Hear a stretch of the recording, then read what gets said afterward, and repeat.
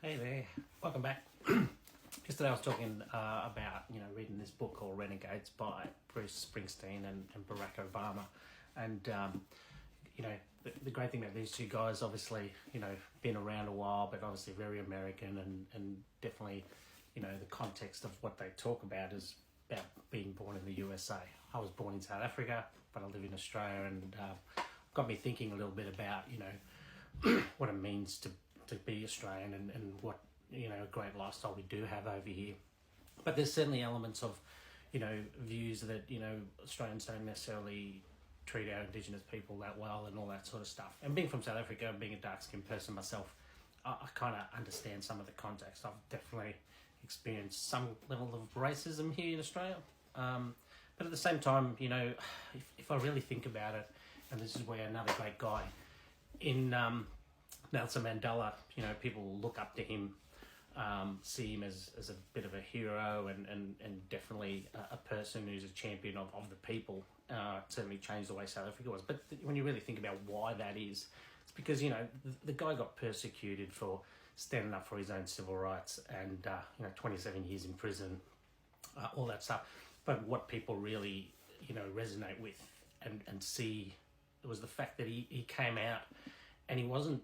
Yes, he may have been angry, but he didn't let the anger get the better of him.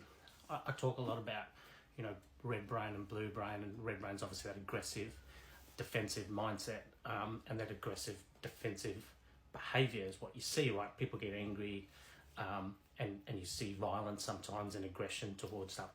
With him, you didn't see that. He was angry, he was unhappy, but he used his anger in a much more positive way. And that's kind of the key here. If we think about, how easy it is to be unfair to someone and then they retaliate because they don't like being treated unfairly. So inequality is a genuine thing, right? There's a really good video of this little monkey or two monkeys, and one monkey gets rewarded. When they're both getting the same thing, there was no issue. But then one monkey saw that the other monkey was getting juice instead of celery or whatever it was, and it was obviously a better reward. And the unfairness of that made him really angry, and you could see him thumping and going like that. And we're the same, right? There's really a good experiment, blue-eyed, brown-eyed kids, where teacher separated kids over something trivial, saying, blue-eyed kids over here, brown-eyed kids over there, and basically proved within a day of how one group will think they're better than another group just because someone said something. Same as skin colour, same as redhead, blondes, whatever, right? We can make up all kinds of crap, and effectively, we'll divide people. When we do that, the oppressed group will feel angry. It's just how it is. Because of the thing in the brown-eyed, blue-eyed experiment, they even swapped the kids over the next day, and the same kids that hated being ostracised or treated as the suppressed group were now the opposite, and then they treated the same kids that treated them like crap the day before, and these are children, right? So we're adults, years and years of dividing, saying blacks or whoever, Mexicans, whatever, right?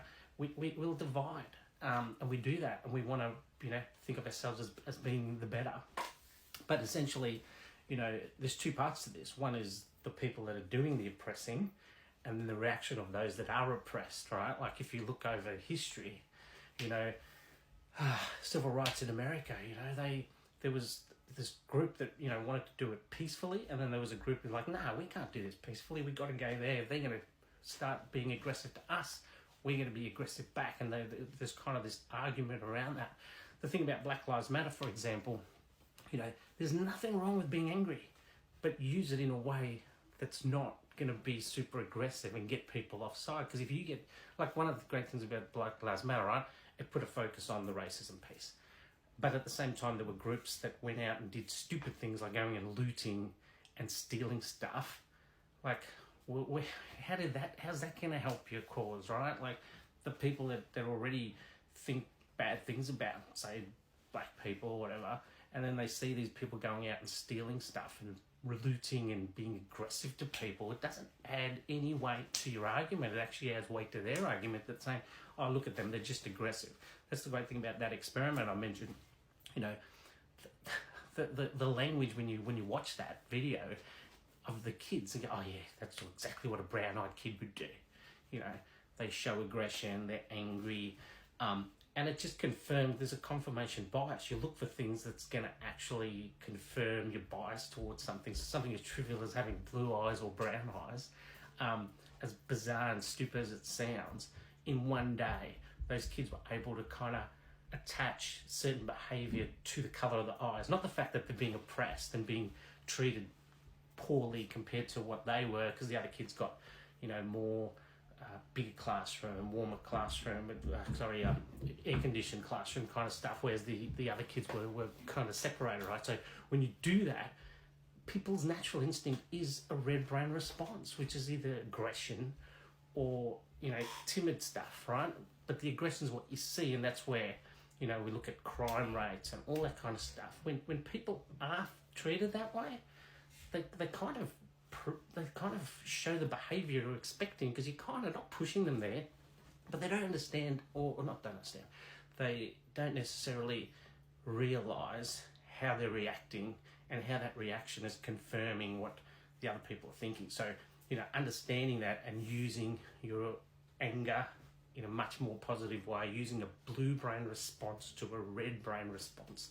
So, you know, you can be aggressive, that's your red brain, that's your amygdala going bang, bang, bang, bang, and you might want to be aggressive, but then taking it down, thinking it through, and then having a blue brain response is exactly what Nelson Mandela did, right? He said if he had to come out of there with all that anger and rage, it wouldn't have been a good result. So he came out, he thought it through, still angry, still unhappy, but doing it in a much more positive way. His message was very much about change and focus on a blue brain response, and it set the tone for that whole piece. Unfortunately, South Africa's gone backwards since then. The same people that used to be oppressed by the whites in South Africa are now doing the oppression and stealing, you know, people's farms and all kinds of stuff. So they're now gone back to red brain response. We're going to do bad things to you and just take what we want, which isn't positive, obviously. But, you know, if we can learn from that piece and really think our way through and say, well, what do we actually want? We want equality. If that's what you're wanting, then let's look at ways to do that in a better way. You know, we can definitely do it. I mean, South Africa was a great example of being able to do that through all that stuff in the 90s. And they got to a point where it looked like real change was going to happen. But then, you know, greedy people come in, people with their own agendas, and they don't want necessarily that. They want to be top of the pile and not hear about equality. So their message has changed, and unfortunately that's why that's gone downhill. But, you know, certainly in terms of, you know, all I could say for an Indigenous person that's not feeling like they're getting what they need, let's focus on ways to, you know, take advantage of the opportunities we do have. In Australia, you do have the opportunity to do lots of things. You can go to university, you can do all that stuff.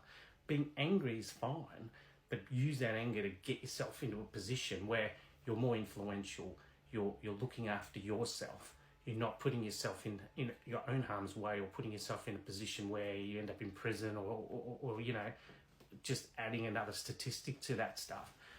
So understanding your own psyche, your own emotions, and using that in a positive way is a massive chance to really think that through, right? Like sometimes we don't sit down and say, okay, what do I actually want out of life? What do I actually want? If I'm not happy where I am, what am I doing to make that positive? Cheers.